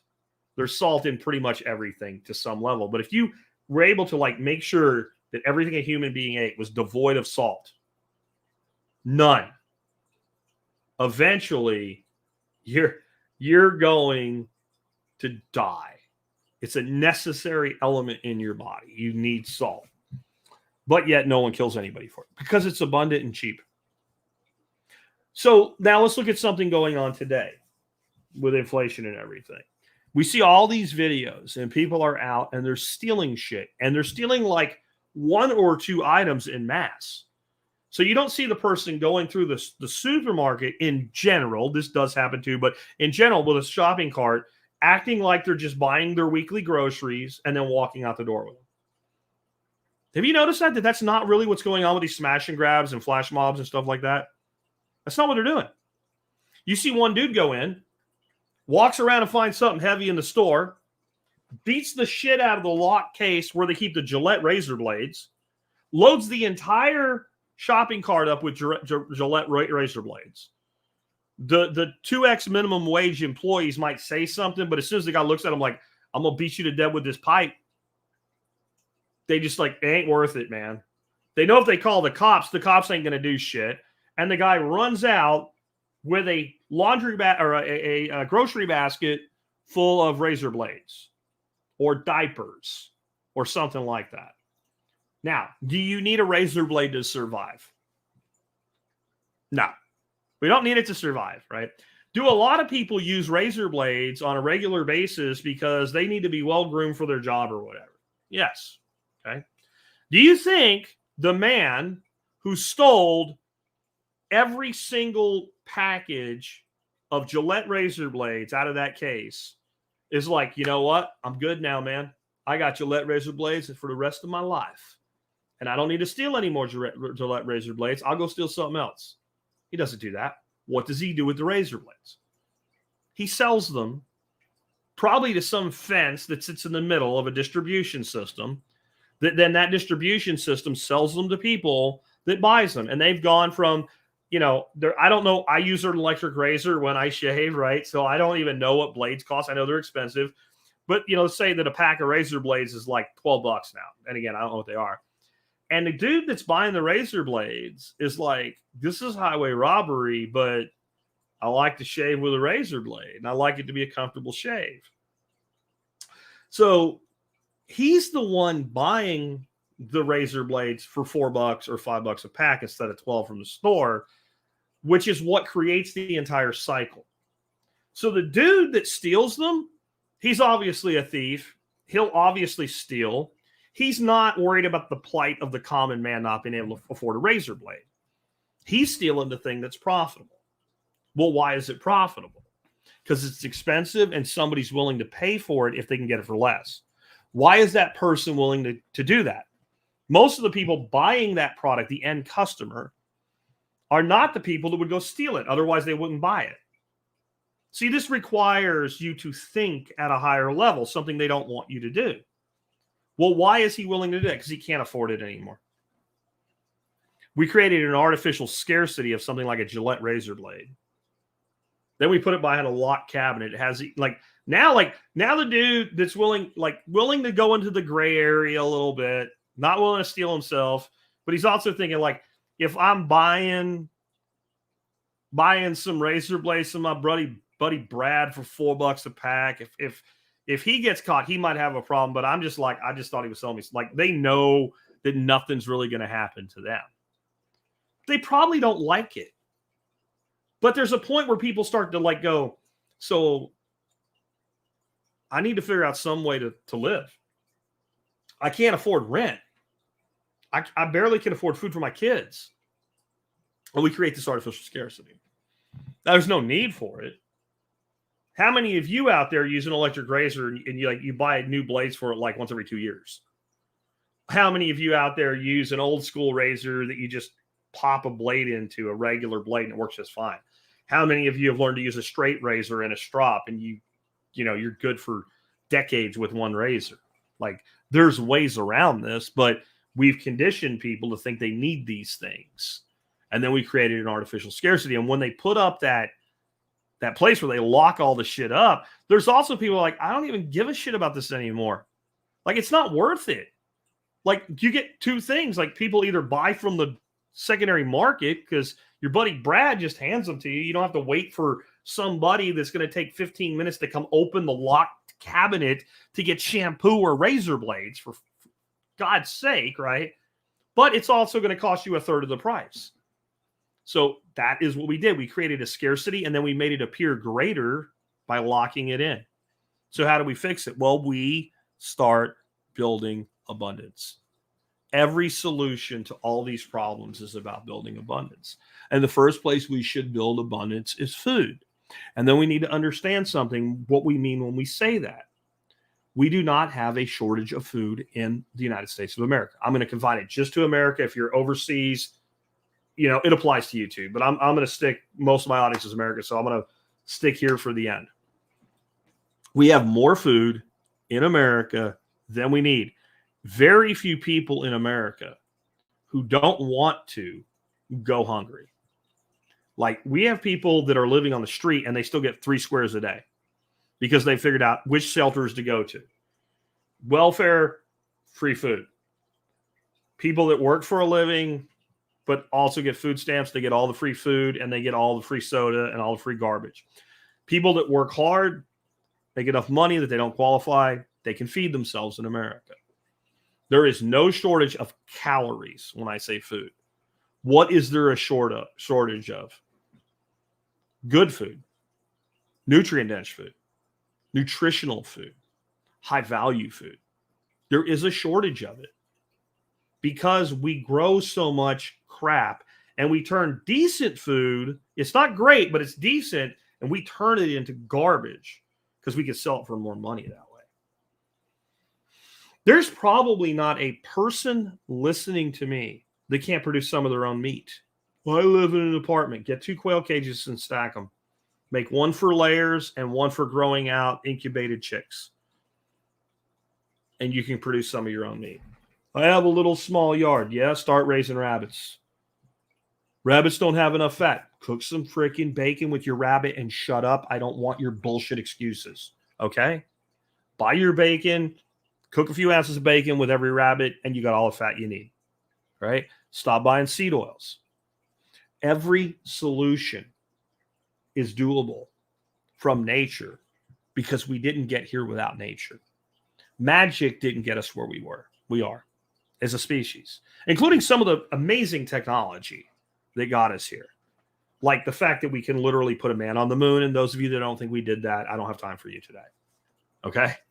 Like the fact that you're walking around with a computer in your pocket that has about 1,000 times more computing power than all the banks of computers at NASA when we put a man on the moon.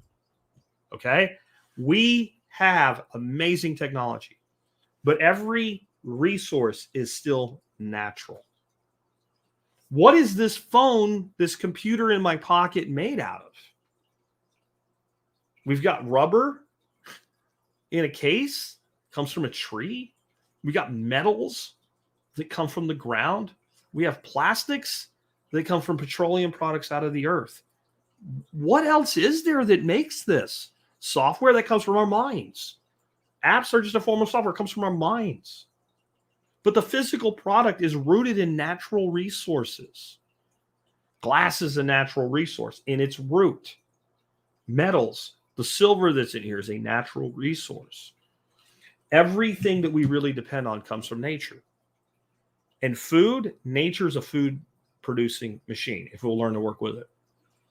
We all should be growing some of our own food. We all should be developing parallel economies like I talked with John about yesterday. All of us. But it's up to us. And this is the reality. The belief in magic, the too much magic type of magic, is rooted in the fact that we look around and we know most people aren't like us. And we're empathic people. We care about others. And all these people that are sick and dying and whatever that could take our path, we want them to have a solution. We want to believe that somebody's going to get elected, somebody's going to get appointed, somebody's going to make a discovery, somebody's going to cure cancer. You know why we haven't cured cancer yet? We have no interest in it financially.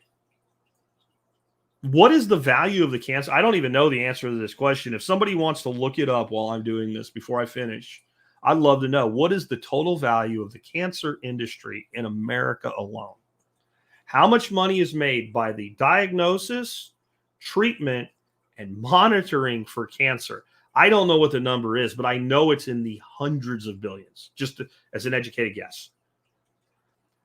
You're asking the people that make billions and billions of dollars to put themselves out of business when you say cure cancer. So how do we cure cancer? Well, the first thing we do is we start by, what if we could make sure that a lot of the cancers never happened? Or they happen so slowly that our body would be able to fight them off until we died of other natural, like old age causes anyway. Well, if we look at how many people died of cancer 200 years ago, it's totally possible. It really is. Like, we have not had our lives extended by science in the way that you've been told. We have, but not in the way you've been told. You have this belief, 164 billion in 2022. I think that number is low, but I'll take it. You think people making $164 billion want to not have $164 billion? Right? Do you really think that's the case? But yeah, there was not really anywhere near the amount. And we have better diagnostic. You notice when somebody dies, okay? You notice when somebody dies.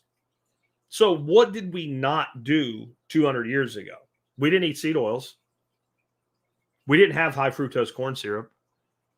We didn't buy food in a box sitting on a shelf that was shelf stable for 2 years with all the things in it that make that happen. Poor people weren't obese. Maybe just that would knock out, like, I want to say half of all cancer, but I'll say 25%. Wouldn't that be the place to start? If we could avoid 25% of all cancers, wouldn't that be, like, think about it this way. If you are a father of a family, your number one job is to provide for, protect, and keep the peace in that family. That's your prime directive, right? You come home, your two sons, one's 16, one's 15, are just beating the shit out of each other. Before you worry about who started it, before you punish anybody, before you have a conversation about why it's not nice to beat the shit out of each other, before you talk to mom about it, before you investigate the claims each side makes as to why the fight started, before you do anything, what is your first thing that you do as a father? You come home, your two kids are beating the shit out of each other. You do what? You stop the fight. That's the first thing. You grab heads and you bang them together if necessary to make your point, and you put them away from each other and you say, cut the shit. Then there it is, break it up, right? Break it up. I'll tell you how I got done when I was a kid. I didn't have a brother, but like with a friend, it didn't matter if I was at my house, a grandparent's house, an uncle's house, or my friend's house. If me and my friends were getting into it physically, that's what we got. Heads cracked together. That shit hurts. And it gets your attention. And you realize, like, okay, I'm not in charge of this shit anymore. I better listen to the old man, right? That's the first thing you stop the fight. So if you want to stop cancer, the first thing you do is prevent the cancers that are easily preventable. That's how we fix everything, though. What are the things causing the problem? First, eliminate those. And so much of what we have done, and this is where too much magic comes in. We've built a society that's about making as much money as you can, as fast as you can, no matter what the cost is to others. That's not capitalism.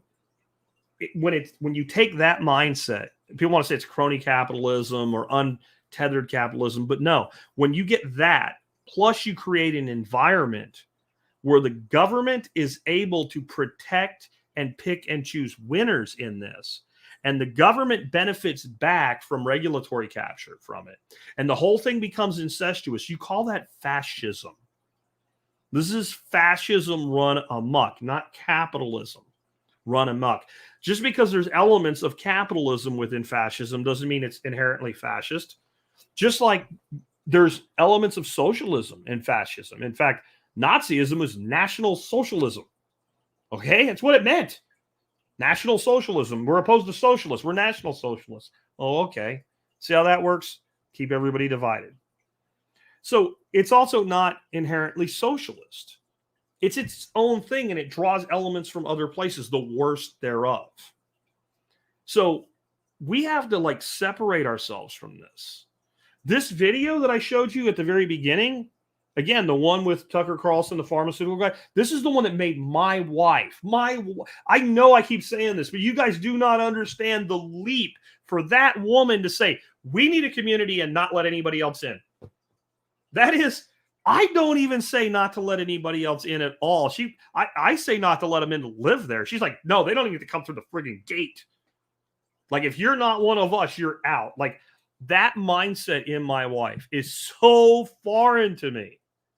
But it wasn't, hey, look at the national debt. Hey, look, the zombies might steal our tomatoes. It was, look what they're doing to our children. Because she looks at that little boy and that little girl every day differently than I do. I'm like, I need to kick their ass and turn them into, fine, upstanding young man and young woman. She looks at them and says, I want them to be that way for as long as possible so I can hug on them and love on them. Because this is probably my last thing like this. Like, we're getting older and we may know our great-grandchildren, but not the way we know these kids. We know that. We're finite individuals. And when she looks at that and thinks, but those great-grandkids will come someday. They need a place that they're insulated and protected from this. But we can't run away. We can't. I mean, I'm not saying not to do the community or whatever. I'm saying we can't run away. We can't get away from it, and we can't fight it. All we can do is abstain from it and realize that what we do is the most important thing. There was a person that was here at the very beginning today in the live chat, and I had just started with the videos of the pharmaceutical industry, and I was so proud of them. I mean, I want people to show up and listen. I really do. And hopefully maybe he'll listen later on the audio. But he said, I'm getting too worked up. I can't take this. I'm going out to the garden. Dude, if you listen to this later and you hear me now and you like, that was me, you got an A+ at your final exam, PhD level in Jack Spirko University today. That's exactly what you should have done.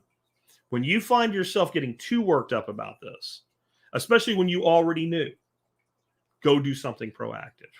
We need to build as much food production into our lives as possible. That's one thing we don't need. We need to drive down our cost of housing, and that includes energy and things like that. We need to do all the things that we talk about because it's our only alternative. And it's the way the world should live, but you can't tell people what they need to be doing when you're not willing to do it. Otherwise, you're the climate activist that's throwing tomato soup on a picture that's 400 years old, covered by plexiglass, and supergluing yourself to the floor because you're worried about oil. But then after you get bailed out of jail, you get in your car and you go to Starbucks and you buy avocado toast. That's what you are. You're no better than they are if you don't make the changes in your life, but yet you're saying what society should change. What you're saying is, I want somebody to do it for me. And you're believing in too much magic, and the magic won't come. The real magic is that these are all things that you can do. You have that power. I'm going to do something I normally don't do. I'm going to end with a biblical story, but I'm going to give like the Reverend Jack alternate view of the biblical story. So Jesus at one point was preaching to the multitudes, and his disciples come to him and they say, Master, the people are hungry. And he said, well, then we have to feed them. Go out and see what's available. And it was like 2 loaves and 7 fishes or something like that, right? I don't remember the exact number. I don't need to. It doesn't matter. Wouldn't matter if it was 100 loaves and 200 fishes. You can't feed the multitudes with that, right? So whatever number it was, he takes it and he starts breaking it apart, and it just becomes more and more and more and more and more because somebody gave, everybody ate. And there was so much food that the dried fishes and the bread that were handed out to the crowd, at the end of feeding everybody till they were full, they went around and picked up all the extra food so it wouldn't be wasted. And they had baskets and baskets and baskets of food, yet they only started out with, 2 loaves and 5 or 7 fishes or whatever it was. And everybody goes, wow, a miracle that Jesus did that. And they missed the whole lesson. If you think the lesson in that story is that if God came to earth as a man with all the power of God, he could make more food for people to eat, you missed the whole thing. Nothing about that is actually miraculous if you believe God has that power. Like if God was here sitting next to me, God came down and said, yeah, I'm here, I'm with Jack. I'd be like, whoa, God, what's up? Right? But then if God did, and you believed it was God, and God said, you know what, I'm going to make it dark outside where everybody is at right now. And it got dark and they somehow put it back the way it was. It would be amazing. But in the end, it's not really a miracle. It's God. Of course, God can do that. What was the whole purpose of the New Testament? To show you how to act. I know that you have to believe in Jesus and profess your faith and all, but that's not the main purpose. Christ was the way shower.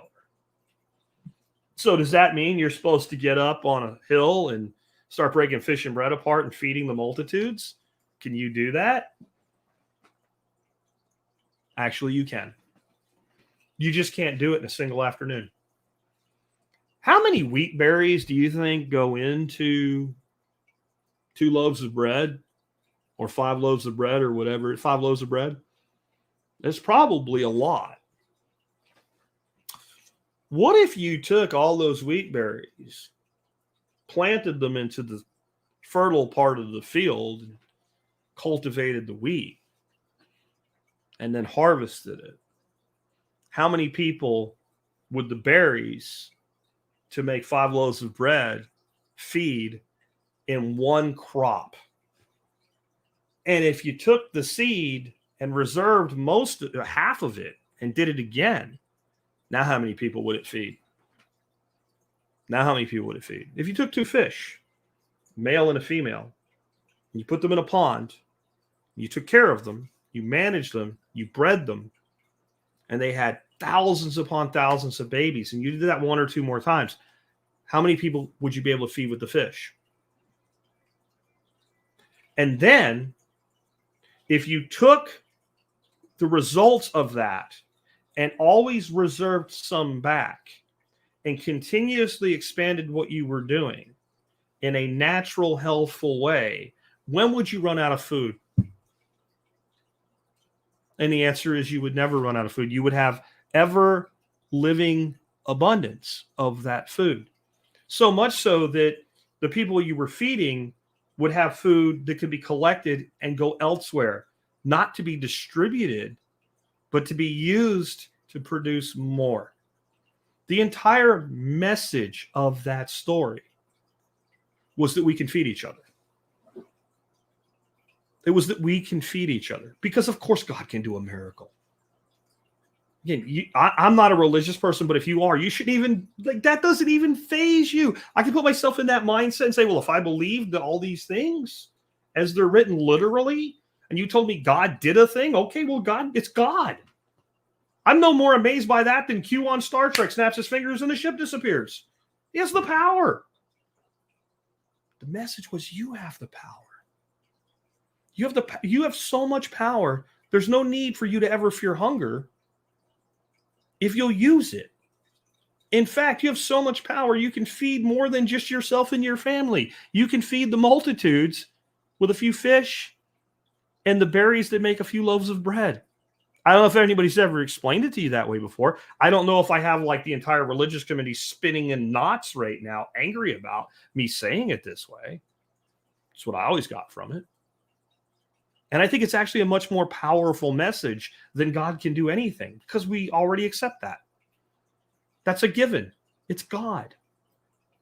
But the works that I do, you will do, and more so. You may not be able to do it with a snap of your fingers, but we can provide in abundance a surplus of all that people need. We can grow enough wood to provide all the heat we need in a way that the tree never dies. We take a tree that lives 100 years and make it live 2,000 years and constantly take fuel from it. It's called compassing. It's technology. It's ancient. Breeding fish is ancient technology. Planting the seed of the thing that you eat so there'll be more of it. Understanding the seed so you harvest it at the right time and don't plant it until the right time. And you store it in a way where it doesn't degrade before you plant it is technology that is ancient. Taking organic matter and breaking it down so that you have fertility is technology, but it is ancient. Using the warmth of the sun as an energy and the light of the sun as an energy source. We have made it more advanced through a photovoltaic panel, but the basic use of that energy is ancient. People long before Christ walked the planet used it to take dates and figs and grapes and dry them and preserve them as food for time forward. There is nothing that we need to do that is beyond our reach. Well, you know, you could get sick and die, and I could get hit by a car and die, and I could get hit by a meteor and die. I could make a mistake and fall off a mountain and die. I could get struck by lightning and die. It doesn't change anything. What matters is what I do while I breathe, while I still have my dash. So, ended a little bit upbeat on something that started off pretty brutal. The brutal stuff didn't go away, guys. It's still there, but it's up to you to do something about it. If you like this show and the work that I do, please consider supporting us. There are a lot of ways that you can do that. One is a way that I think will benefit you as much as it will benefit me. I really encourage you, if you haven't done so yet, to consider taking our bioreactor compost course. I really do. You know, you can take things that people see as garbage, and by putting them together the right way and giving a little bit of care and moisture and time, you can produce something that is incredibly bioactive and will grow the hell out of food for you. Bioreactor compost is pretty amazing. If you're watching the video, you just look at the screen and see two plants, one planted into really good potting soil, one planted into compost. There's not even a comparison. You can't argue the results. It's $40. If you're an MSB member, it's $35. Mortimer here is saying, I took it and fully endorse it.